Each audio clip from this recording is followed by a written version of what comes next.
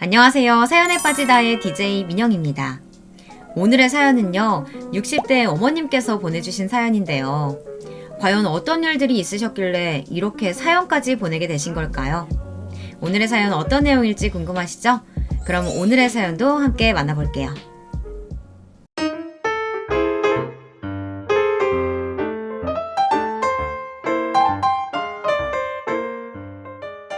여러분 안녕하세요. 저는 지방에 사는 65살 먹은 노인입니다. 저는 나름 있는 집 장녀로 태어났습니다.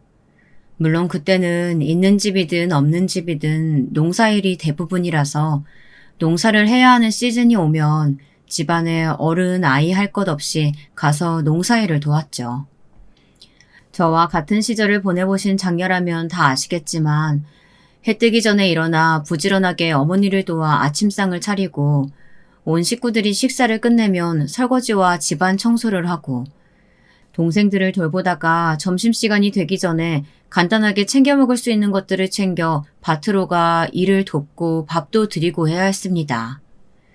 그런 어린 시절을 보내다 보니 자연스럽게 어머니가 안 계실 때는 제가 집안일을 맡아 해야 했죠. 학교 들어가기 전부터 그렇게 살았으니 자연스럽게 제 음식 솜씨는 해가 다르게 좋아졌고 수학기가 되어서 일을 하러 오시는 일꾼들도 이 집 밥이 제일 맛있다며 칭찬을 해주시고는 했습니다. 어린 나이부터 그런 칭찬을 듣고 살다 보니 저에게도 꿈이 생기더군요. 언젠가 도시로 가서 식당을 열어 돈을 많이 벌고 싶다는 꿈이요. 제가 나이를 먹고 시집을 갈 나이가 될 때였습니다.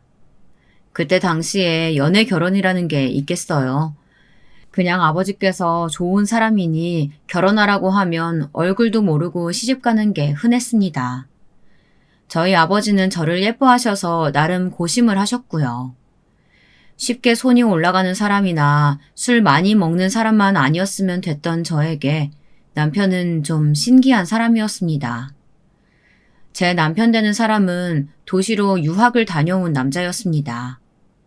저보다 3살 나이가 많은 연상이었지만 호리호리한 체격의 하얀 얼굴이 완전 새님이라서 첫 만남에서 뭐 이런 사람이 있을까 하는 생각뿐이었죠.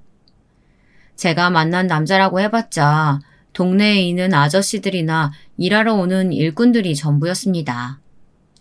힘든 농사일을 하시는 분들이라 다들 밥도 많이 먹어 체격도 좋고 강한 햇빛에 피부가 타서 시꺼먼 남자들 뿐이었거든요. 봐왔던 남자들과는 달랐지만 저는 그런 부분이 마음에 들었습니다. 곁에 가면 항상 좋은 향기가 나기도 했고 저에게 많은 걸 알려준 사람이었거든요. 부끄럽지만 그때 시골에서 여자가 국민학교만 나와도 공부를 했다는 소리를 듣던 곳이었습니다.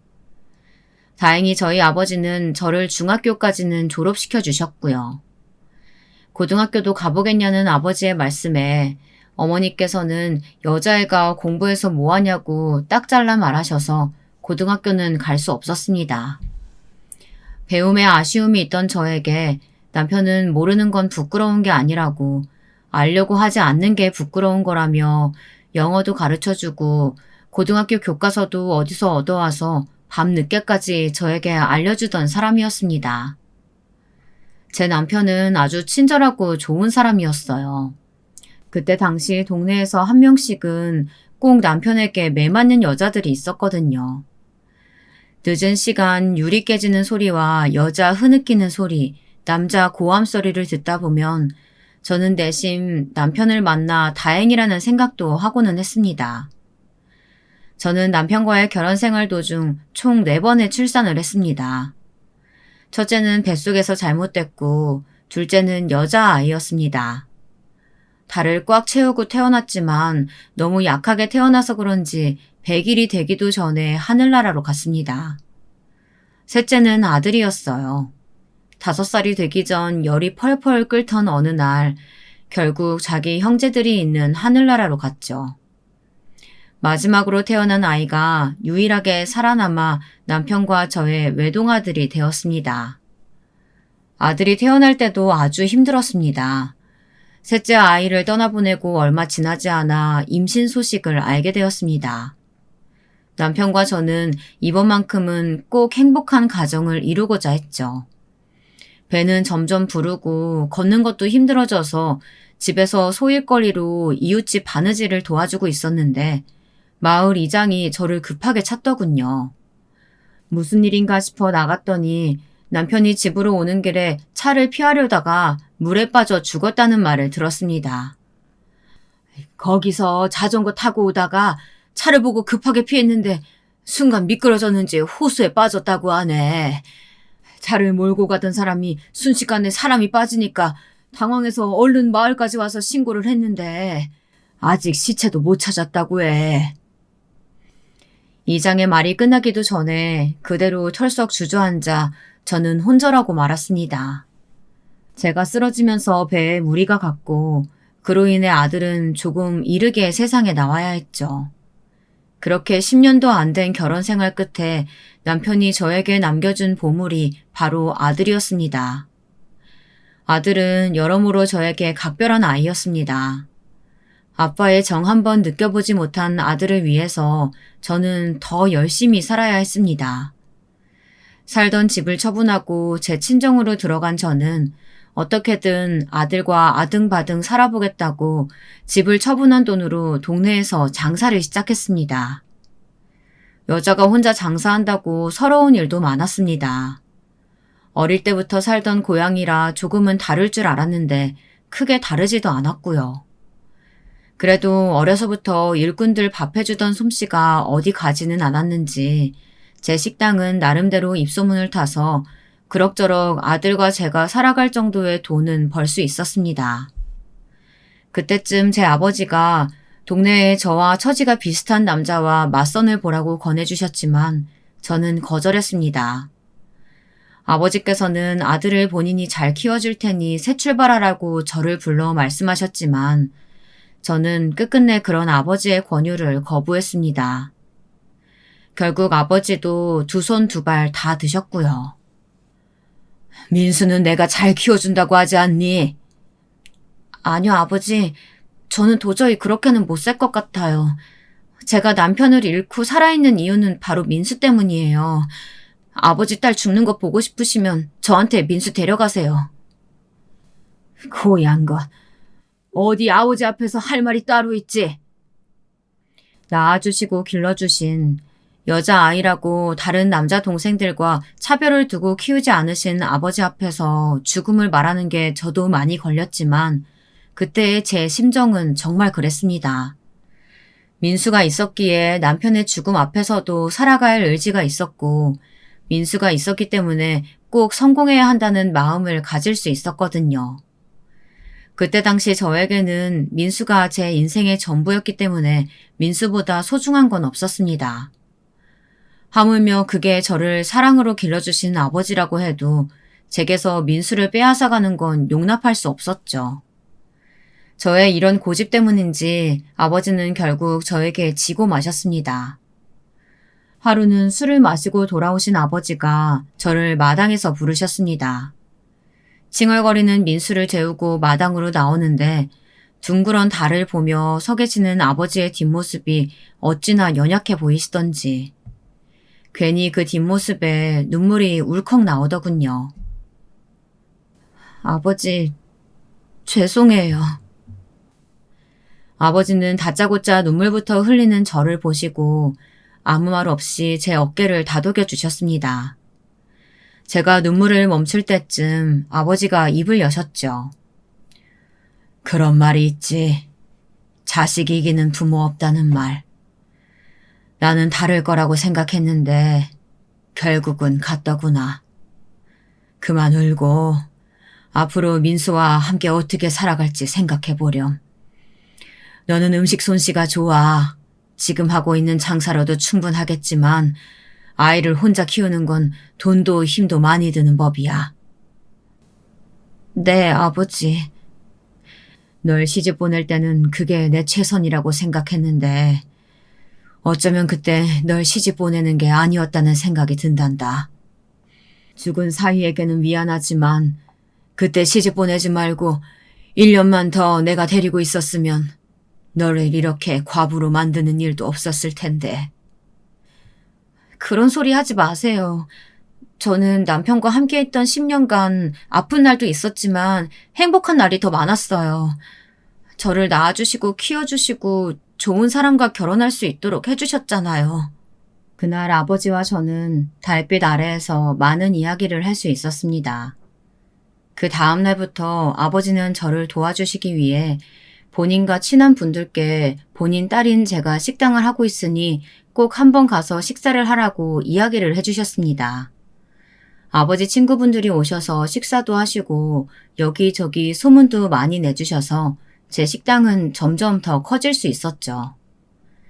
식당이 어느 정도 자리를 잡고 나서는 친정에서 나와 식당 근처에 집을 하나 사서 아들과 함께 들어가 살았습니다. 그때쯤 아들도 학교를 가야 해서 아주 적절한 시기였죠. 아들은 남편을 닮아서 그런지 공부도 잘했습니다. 공부만이 아니라 운동도 좋아해서 꼭 학교가 끝나면 친구들과 공을 차고 온다며 가방만 식당에 벗어두고 나가 놀았죠. 저는 그렇게 건강하게 자라는 아들을 보며 내심 기뻤습니다. 아들이 커갈수록 제 식당도 점점 커져갔습니다. 제 아버지가 돌아가시면서 저에게 남겨주신 유산으로 식당이 있던 건물도 사고 다른 곳에 2호점을 낼 정도로 가게 안에는 항상 손님이 가득했죠. 2호점이 잘 되니까 주변에서는 다시 재혼을 하라고 부추기더군요. 좋은 사람 있다고 만나는 게 부담스러우면 와서 차라도 한잔 하고 가라는 말도 많이 들었고요. 하지만 저는 끝까지 남편 이외의 남자는 만나지 않았습니다. 아들 때문에 그런 것도 있었지만 도저히 남편보다 좋은 사람을 만난다는 희망이 없었거든요. 그냥 저는 저 혼자 식당을 하면서 아들을 키우는 게 좋았습니다. 어느 날 아들의 고등학교에서 연락이 왔습니다. 다급히 저를 부르는 전화에 식당도 제대로 닫지 못하고 동네에서 친하게 지내던 미숙 언니에게 가게만 봐달라고 부탁하고는 앞치마만 벗어던지고 헐레벌떡 학교로 뛰어갔죠. 저 1학년 8반 김민수 학생 엄마예요. 담임선생님께서 저를 부르셨다고 하셔서요. 식당에서 아들의 학교까지 뛰어오느라 숨이 목 끝까지 차올랐지만 저는 숨을 고르며 헉헉거리지 않기 위해 노력했습니다. 아들의 담임선생님에게 다가가기까지 얼마나 많은 생각들이 머리를 스치던지. 아들이 있을까 싶어 둘러본 교무실에는 다행히 아들의 모습은 보이지 않았습니다. 아, 예, 어머님. 아이고, 뛰어오셨군요. 여기 앉으세요. 물 좀 드시고요. 아들의 고등학교 담임선생님은 좋으신 분이었습니다. 지금도 똑똑히 기억할 정도로 아이들을 사랑과 애정으로 보살펴주신 분이셨죠. 어머님, 오늘 민수랑 옆반 학생 한 명이 싸우는 일이 있었습니다. 네? 싸우다니요? 저희 민수는 절대 다른 학생들을 괴롭히거나 때릴 아이가 아니에요. 화들짝 놀라 순간 목소리가 높아졌지만 담임선생님은 고개를 끄덕이시며 말씀하셨습니다. 그럼요, 어머님. 그건 누구보다 민수 담임인 제가 잘 알죠. 그래서 민수에게 이유를 물어봤는데 민수도 싸운 학생도 이유를 말해주지 않더군요. 그래서 처음 두 아이들이 싸우고 있다고 교무실에 말하러 온 학생에게 물어봤습니다. 왜 싸웠다고 하던가요? 담임선생님은 잠시 뜸을 들이더니 사실대로 털어놓으셨습니다. 옆반 학생 어머님께서 중매를 하시나 보더군요. 그 옆반 학생이 민수한테 너희 엄마도 우리 엄마가 중매해준다고 하셨으니까 자기한테 잘 보이라고 그랬다더군요. 자기가 특별히 엄마한테 잘 말해서 안 때리는 좋은 아빠 소개시켜준다고 자기가 시키는 건 다 하라고 민수에게 으스댔다고 합니다. 아빠가 없다는 것 하나 때문에 저런 소리까지 들어야 했던 아들 생각에 마음이 아팠습니다. 속에서부터 화가 끓어올랐습니다. 당장이라도 그런 소리를 했다는 옆반 학생을 찾아가 윽박지르고 화를 내고 싶었죠. 이런 제 생각을 알았는지 아들의 담임선생님은 제게 차가운 물을 다시 한번 권했습니다. 옆반 학생 어머니께 먼저 연락드릴까 하다가 민수 어머니께 먼저 연락드렸습니다. 사건을 아셔야 그쪽에서 갑작스럽게 찾아가셔도 어머니께서 대응하실 수 있을 것 같아서요. 그렇군요. 알려주셔서 감사해요. 아닙니다. 저야 그냥 있는 그대로 어머니께 말씀드린 게 다인걸요. 민수가 잘한 건 아니지만 너무 혼내지 마세요. 다른 학생들은 이유도 없이 싸우는데 민수는 엄마를 지키겠다는 기특한 생각으로 그런 거 아니겠습니까? 저는 담임 선생님의 말에 고개만 끄덕이다가 어느새 가방을 챙겨 교무실에 들어온 민수와 만날 수 있었습니다.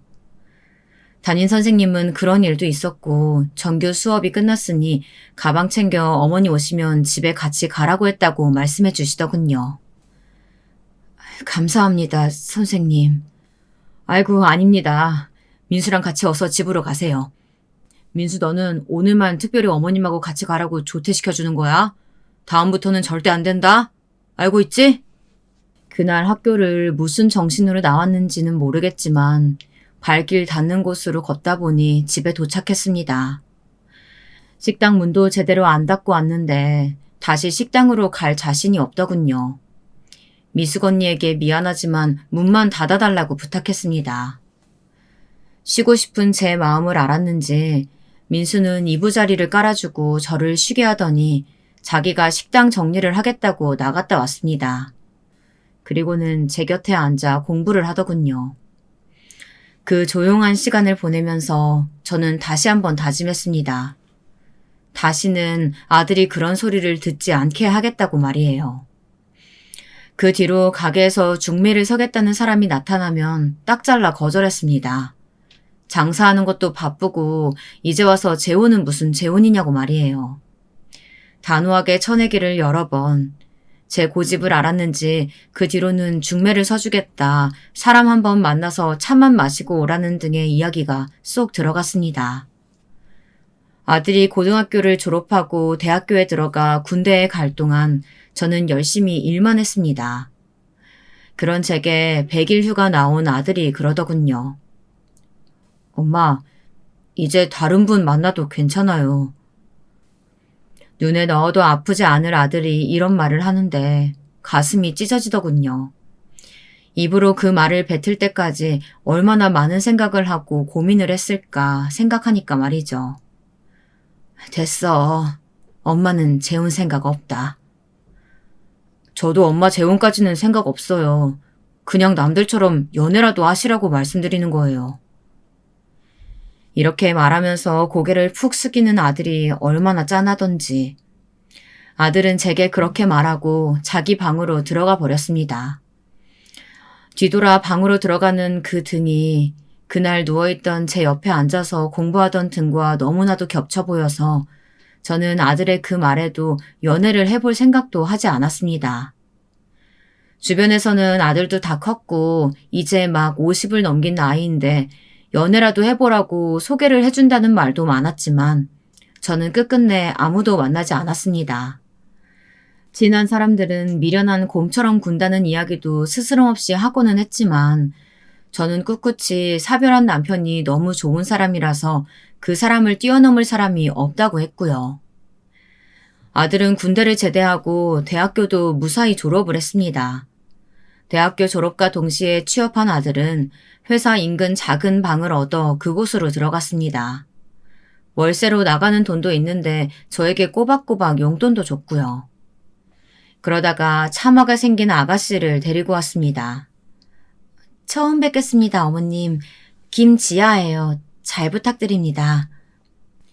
예의 바르게 허리 숙여 인사하는 아들의 여자친구를 따라 저도 저절로 허리가 숙여지더군요. 제가 어쩔 줄 몰라 하자 아들과 아들의 여자친구도 어쩔 줄 몰라 했고요. 그 자리에서 셋이서 사이좋게 웃음이 터져 하하호호 웃었습니다. 아들에게 여자친구가 생긴 걸 안 이후로 전 나름대로 소가리를 좀 했습니다. 하나밖에 없는 아들의 여자친구의 존재를 이제 알았는데 결혼을 하고 싶다고 상견례 날짜를 콕 집어 알려주니 머릿속이 복잡 미묘했어요. 저희와는 다르게 연애 결혼이라는 말도 있는 시대였으니 대학생들이 가장 많이 하는 게 연애라고 하더군요. 하지만 저희 아들은 대학생 때도 연애는 하지 않고 오로지 공부만 하던 아이였거든요. 잠자리에 누우면 불쑥불쑥 드는 생각이 혹시 여자친구라고 데려온 아이가 알고 보니 우리 아들의 등골을 빼먹으려고 온 나쁜 아이면 어떻게 하지? 이런 생각들이 꼬리에 꼬리를 물더군요. 계속 그런 생각들을 하니까 점점 마음에 걸리는 부분도 발견하게 되고요. 얘, 너는 뭘 그런 걸 생각하니? 저는 그 생각을 떨쳐내기 위해서 저희 가게 단골 손님이자 동네에서 아주 오랜 친분을 유지하고 있던 미숙 언니를 찾아가서 제 속사정을 모두 털어놨습니다. 이거 완전 못된 시어머니 될 사람이네. 웃으면서 장난치듯 말하는 미숙 언니의 말에 괜히 마음이 서글프더군요. 그런 제 마음이 표정에 다 나타났는지 미숙 언니가 황급히 수습하더군요. 아니, 내 말은 그런 뜻이 아니라 그래. 너는 아무래도 젊은 시절에 남편 잃고 하나 남은 아들만 보면서 살아왔잖아. 그런 마음 드는 거 나도 이해할 수 있어. 야, 내가 너였어도 서운하고 괜히 모자란 모습 찾으려고 애쓸걸? 사람 마음이라는 게 다 그런 거야. 지금은 그렇게 고민하고 생각하면서 이게 맞나 저게 맞나 따지다가 어느 순간 걔만 보면 괜히 아들 뺏긴 것 같고 그럴 수 있어. 그러면 안 되는데. 아들 장가가는 거 막을 것도 아니고 나도 내가 왜 이러는지 모르겠어. 이제 관심을 다른 곳으로 돌려봐. 너 너무 오랜 세월 아들만 보고 살아왔잖아. 이제는 좋은 것도 다니고 맛있는 것도 먹으면서 근사한 사람이랑 연애도 해보고. 아이고, 다 늙어서 무슨 연애야, 연애는. 늙었다니. 왜 내가 네 나이로 돌아가면 열심히 연애하고 다닐 거야. 됐어. 나랑 얼마나 차이 난다고 그런 소리야. 얘는 65살이랑 70살이랑 같니? 전혀 다르지? 어쩜 너는 낭만이 없어. 됐어.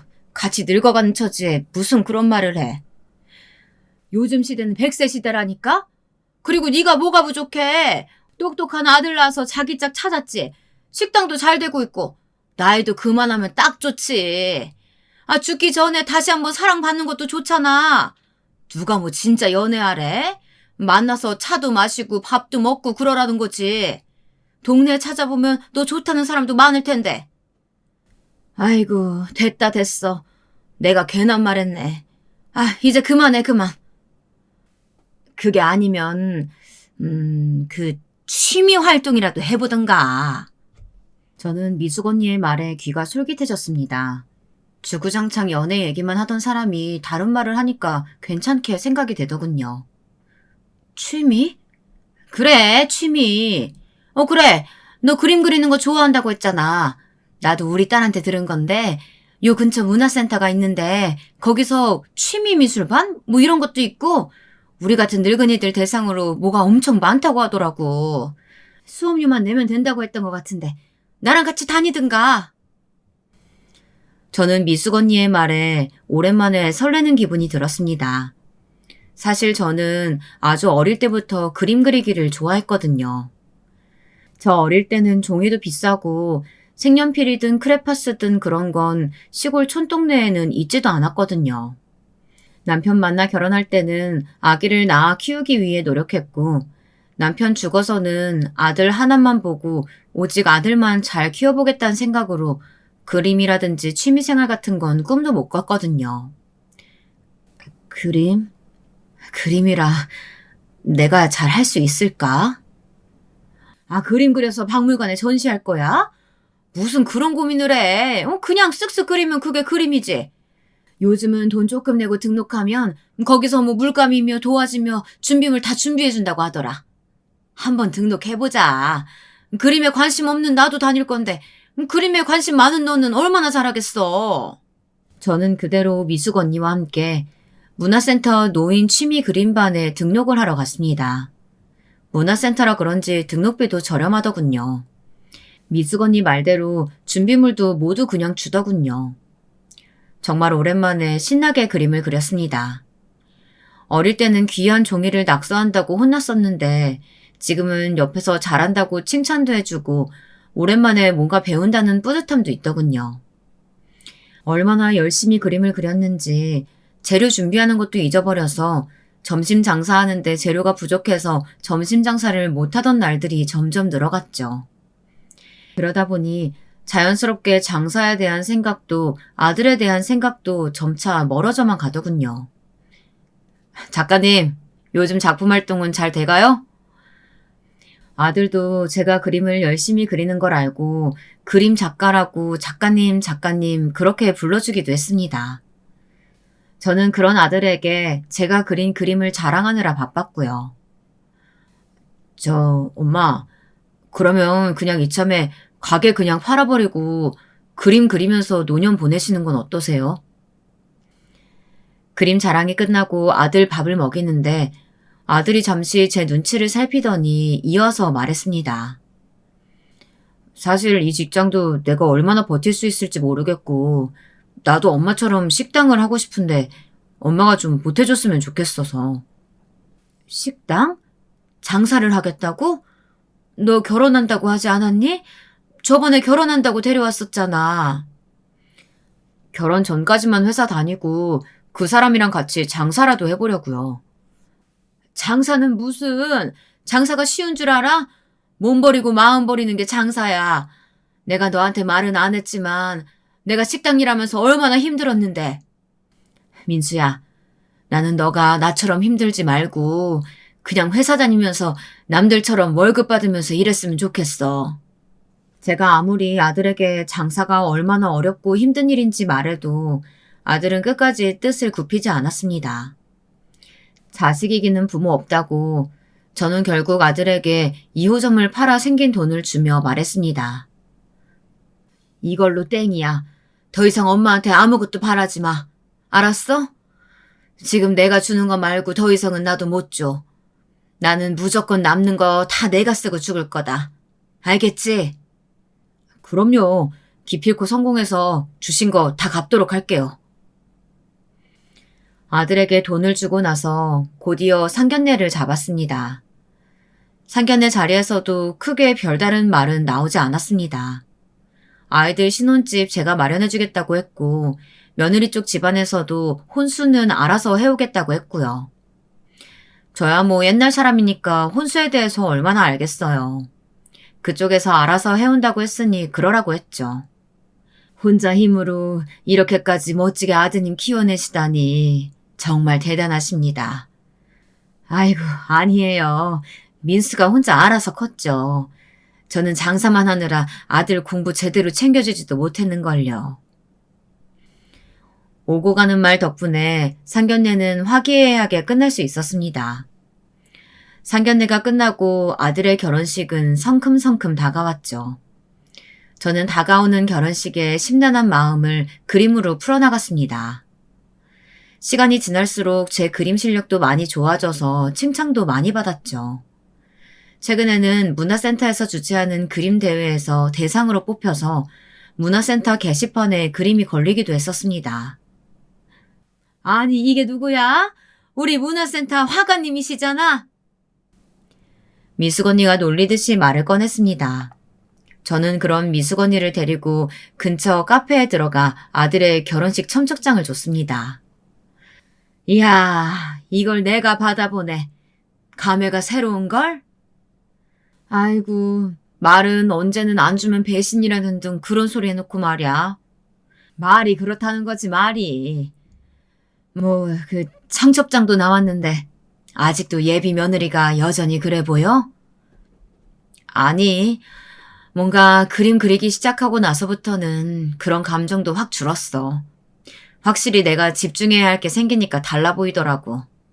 상견례에서 봤을 때는 예쁘고 예의도 바르고 결혼식장이나 가구 같은 것들도 꼼꼼히 따져보고 절약하려는 게 눈에 보여서 아주 기특해. 사람 마음은 갈대라더니 여기 갈대보다 더한 사람이 있었네. 그래도 다행이네. 기특한 아가씨가 며느리로 들어와서 말이야. 나도 그렇게 생각해. 저는 약속대로 아들과 며느리에게 가지고 있던 집을 내주었습니다. 마침 그 집 살던 사람이 청약에 당첨되어서 집을 나가게 됐거든요. 인테리어 하라고 아들에게 돈도 좀 주고 아들이랑 며느리 바쁜 일 끝나면 명의 이전해 줄 테니 가져가라고 했습니다. 아들과 며느리도 그러겠다고 했고요.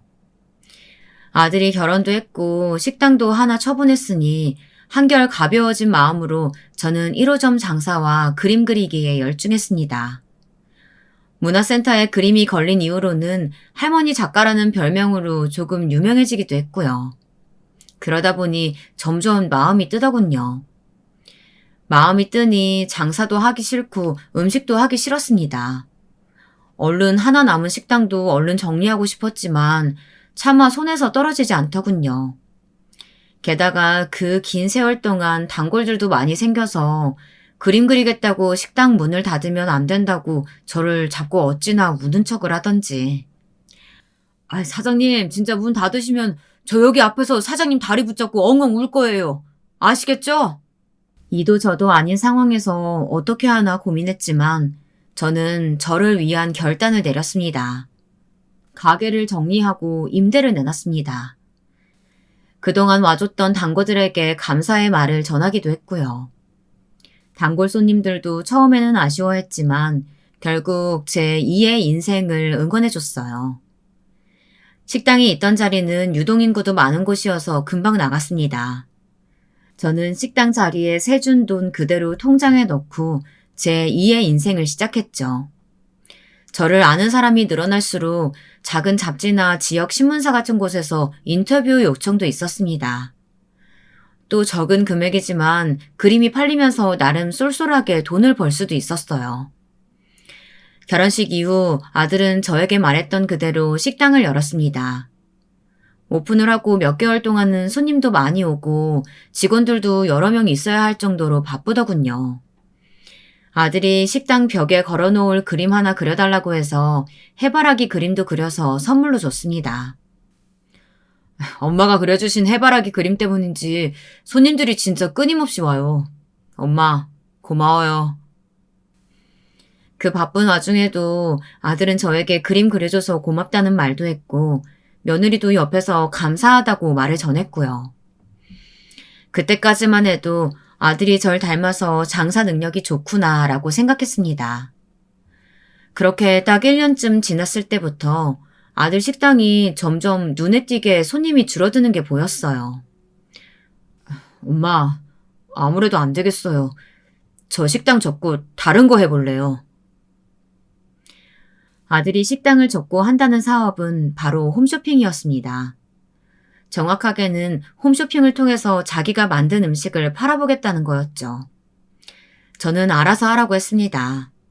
이미 식당 한다고 할 때 보태줬던 돈이 있었으니 더 이상은 주지 않겠다고 선을 그었죠. 처음에는 아들도 그동안 모아놓은 돈으로 하겠다며 엄마 노후자금은 절대 손 안 댄다고 웃으며 말하더군요. 아들은 정말 자기 말대로 식당을 정리했습니다. 홈쇼핑에 낼 음식 연구한다고 식당 자리를 팔지는 않았지만 당장 고정적으로 들어오던 수입이 끊긴 거죠. 얼마 지나지 않아 며느리에게 생활비를 조금 보태달라는 연락을 받았습니다. 아들 몰래 저에게 연락을 한 거였더군요. 어머님, 진짜 조금만 도와주세요. 오빠가 장사도 접고 모아놨던 돈도 떨어지고 있어요. 어머니, 제발요. 그 전화를 받고 저는 며느리 통장으로 매달 50만 원씩 돈을 보내줬습니다. 아들 부부가 살고 있는 집이 제 명의라서 집세가 나갈 일도 없고 그 외에 수도세나 전기세 같은 것들은 제 통장으로 나갈 수 있도록 해놨습니다. 이렇게라도 도와줘야 며느리 볼 낯이 생길 것 같았거든요.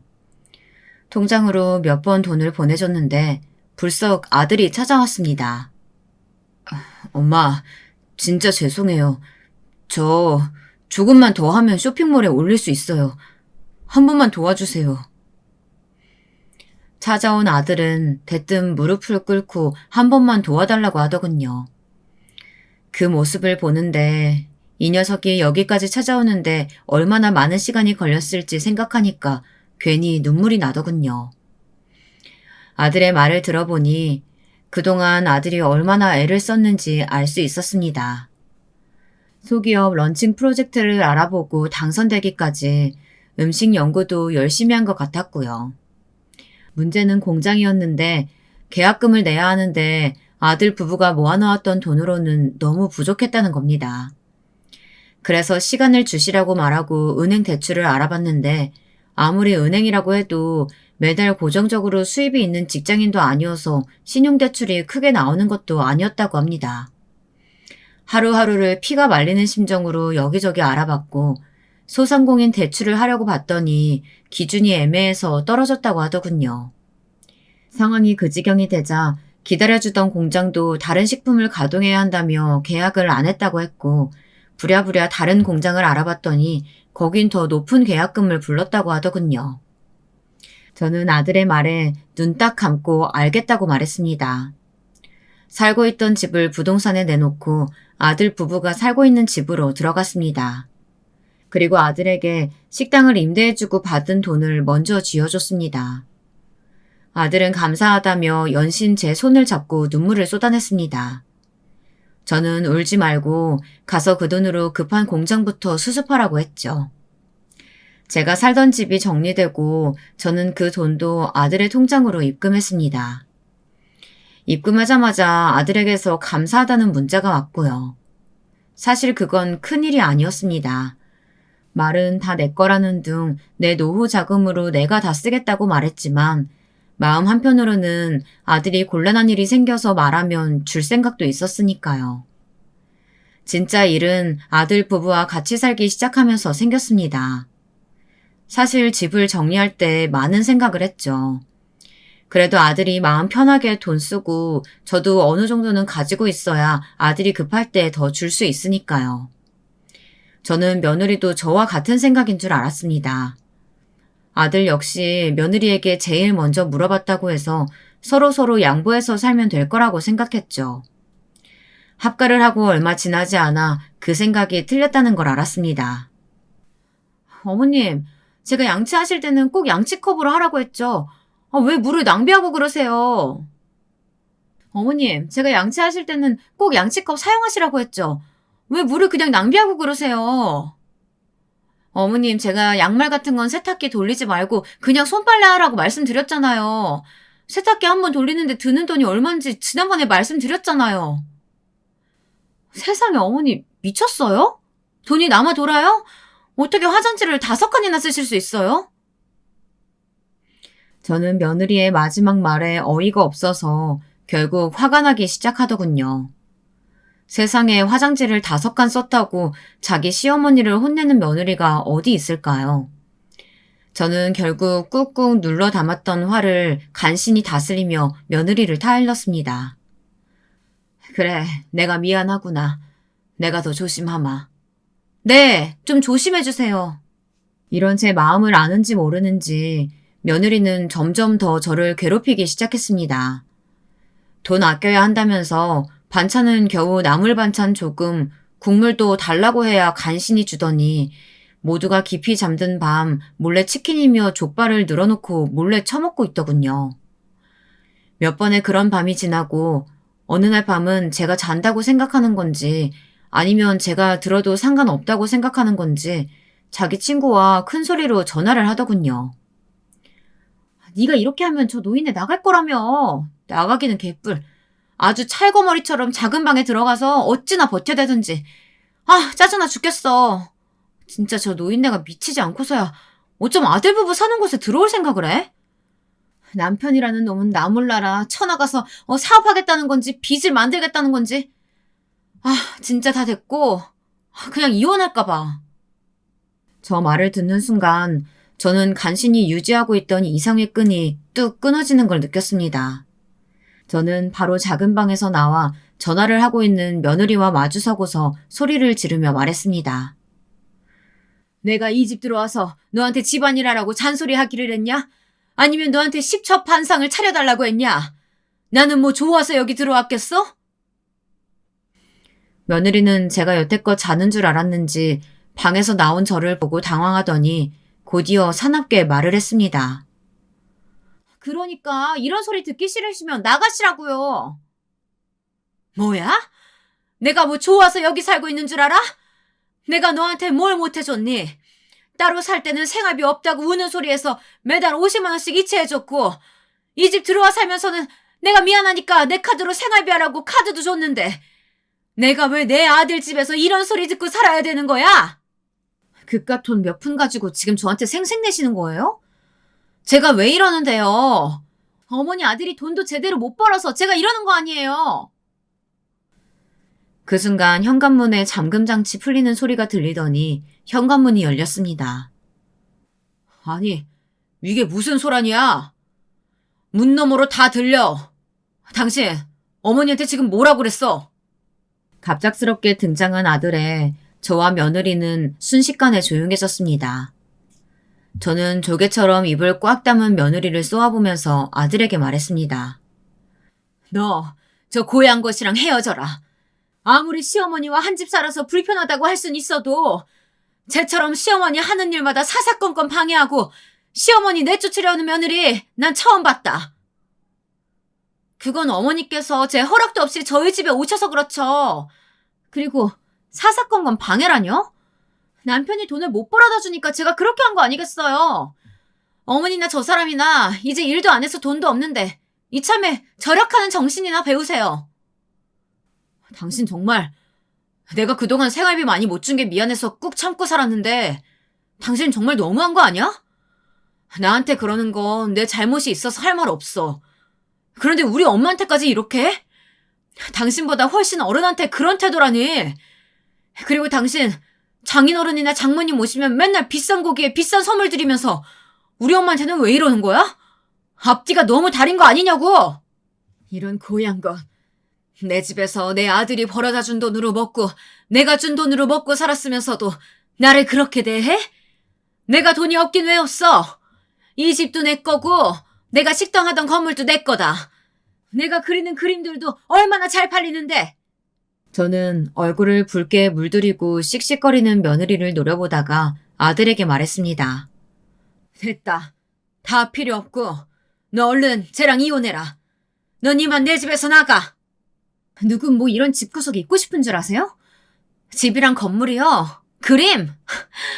이 집 가지고 있다는 그 건물 진짜 어머니 소유인지 제가 어떻게 알아요?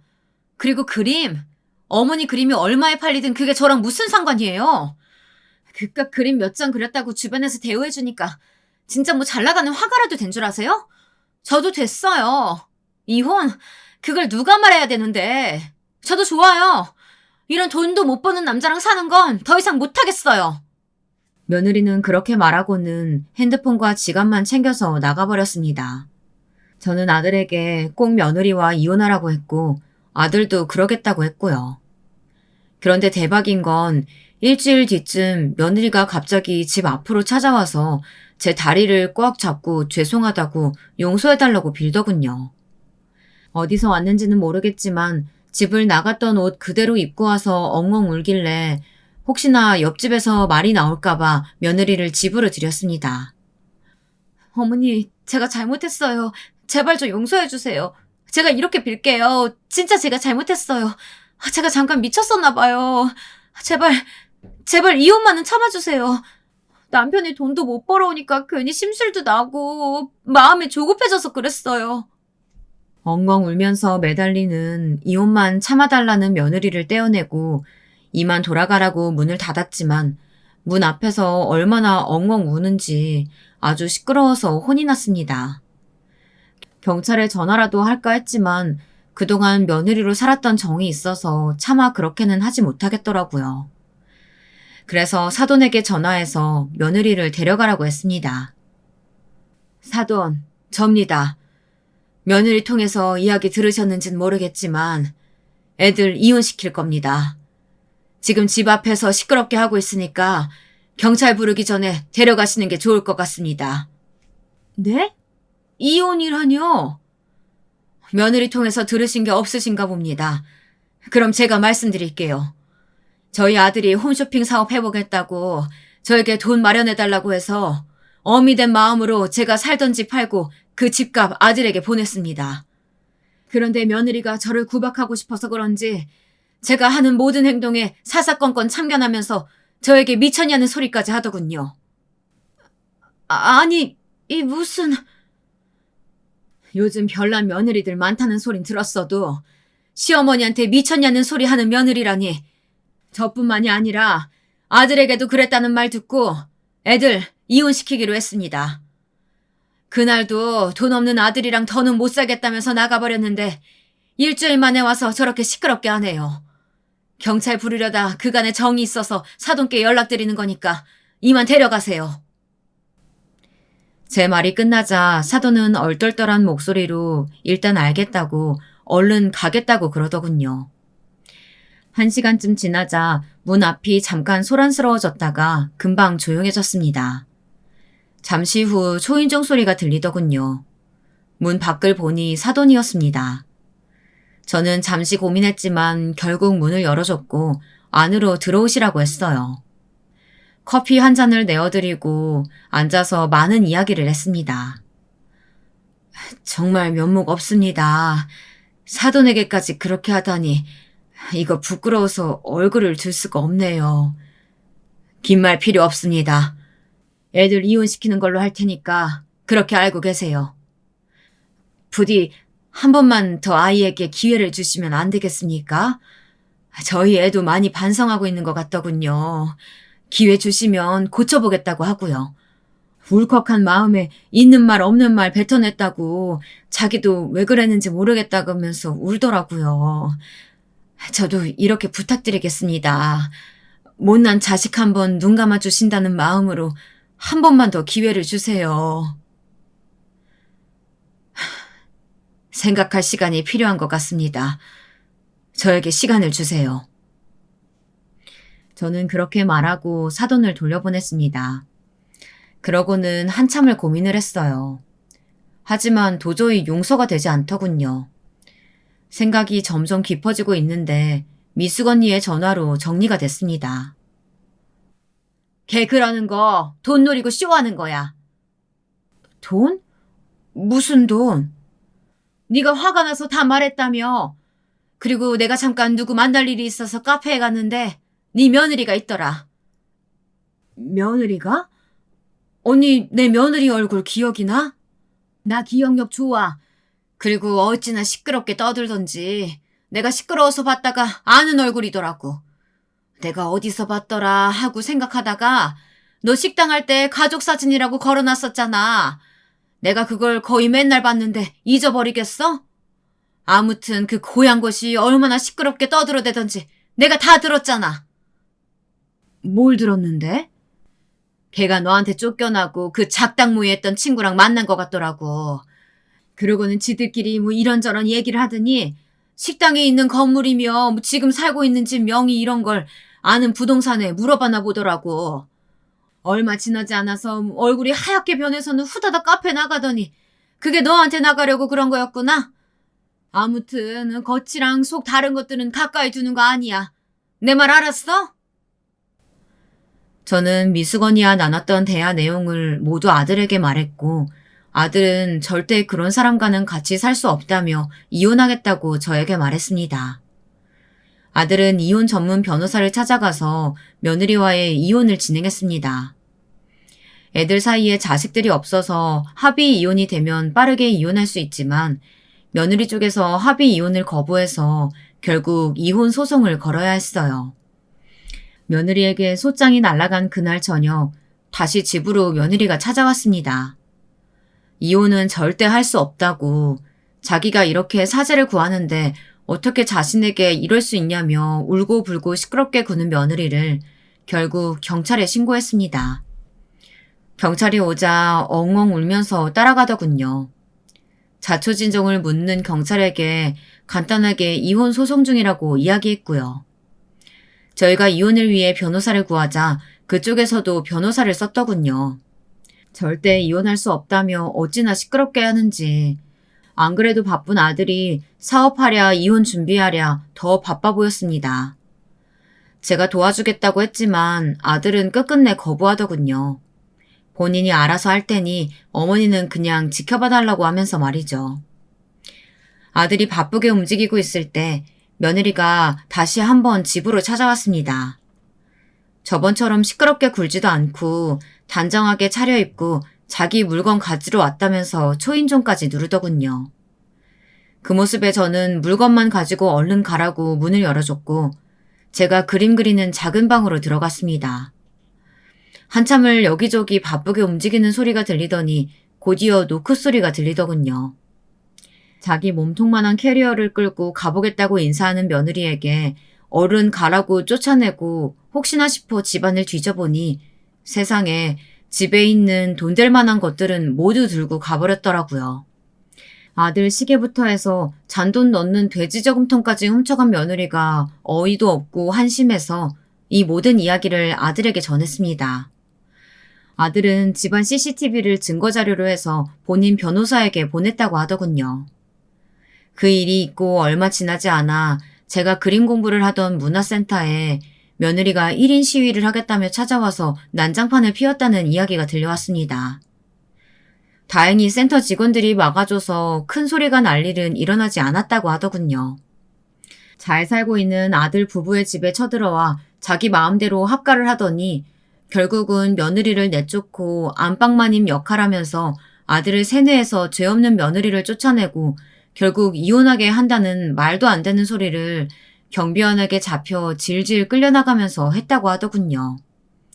그걸 동영상으로 찍어 저에게 보내준 미숙언니 덕분에 저는 빠르게 상황을 파악하고 바로 경찰에 명예훼손으로 신고를 했습니다. 전에 집 앞에서 소란을 일으켜 경찰에 신고 기록이 남아 있었고 문화센터의 직원들이 증언을 해주고 협조를 잘 해줘서 명예훼손에 대한 고소도 착실하게 진행되기 시작했습니다. 명예훼손으로 고소까지 먹은 상황이 되자 심각하게 돌아간다는 걸 깨달은 며느리가 명예훼손 고소 취하를 조건으로 합의 이혼을 하자고 했어요. 하지만 아들은 그럴 필요 없다고 했습니다. 뭐가 됐든 본인은 꼭 이혼을 하겠다고 했고요. 며느리 측 변호사는 합의를 보자며 그동안 함께 식당에서 일해 며느리도 함께 재산을 형성했으니 재산 분할을 해달라고 하더군요. 하지만 현재 아들 이름으로 되어 있는 재산은 아무것도 없었고 오히려 며느리가 훔쳐간 물건에 대해서 아들 변호사가 주장하자 분명 아들이 제 이름으로 재산을 빼돌렸을 거라며 조사를 위해 협조를 해달라고 하더군요. 저는 흔쾌히 그러라고 했습니다. 제가 가지고 있는 재산의 모든 건 제가 스스로 읽어낸 거니까 당당했거든요. 그쪽도 처음에는 자신만만했지만 제 이름으로 된 모든 것들이 오로지 제 힘으로 샀다는 걸 알고 당황하더군요. 오히려 제가 생활비 명목으로 매달 며느리에게 50만 원씩 이체했고 아들 부부가 살던 집으로 들어가서는 제 카드를 며느리에게 주고 생활비로 쓰라고 할 정도였습니다. 아들이 무슨 돈이 있어서 제가 산 물건에 돈을 보태줬겠습니까? 이런 제 말에 며느리 측 변호사는 결국 변호를 포기했고 며느리 역시 결국 이혼을 받아들였고요. 사실 받아들이지 않아도 본인에게 점점 불리하게 돌아가는 걸 알았으니 그런 거였겠죠. 제 이야기는 여기까지입니다. 사실 이 이야기는 아직도 제대로 끝나지 않아서 아무도 모르게 하고 속으로만 곱씹고 있었는데 미숙 언니가 그러더라고요. 혼자 삭혀내는 것보다 여러 사람의 응원도 받고 욕도 같이 하는 게 마음이 풀리기도 한다고요. 이렇게 털어내니 마음이 한결 가벼워지는 기분입니다. 제 사연 들어주셔서 감사합니다.